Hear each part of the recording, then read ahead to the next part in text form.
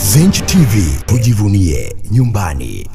Jeshi la polisi kanda maalum ya Dar es Salaam limethibitisha kumkamata na kumhoji Jennifer Bilikizwa Jovin maarufu kama Nifa mwenye umri wa miaka 26 ambaye ni mkazi wa Masaki Kinondoni kwa tuhuma za kuhamasisha vurugu na kuharibu miundombinu katika maeneo mbalimbali ya jiji la Dar es Salaam, hasa katika siku za kuelekea katika uchaguzi mkuu ambao unatarajiwa kufanyika mnamo Oktoba 29 mwaka 2025 ambayo itakuwa ni siku ya Jumatano.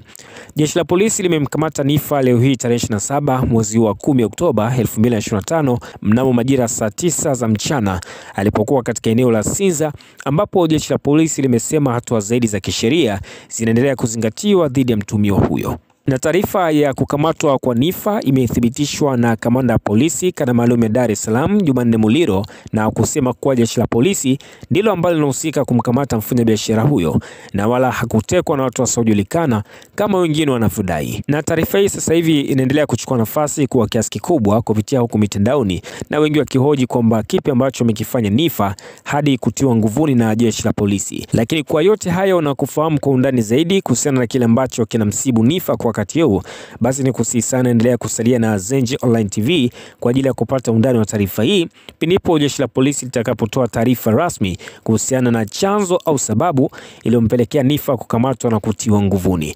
Lakini kwa taarifa zaidi endelea kusubscribe, endelea kucomment pamoja na kulike kwa ajili ya kupata taarifa mbalimbali kwa kila siku na kila wakati.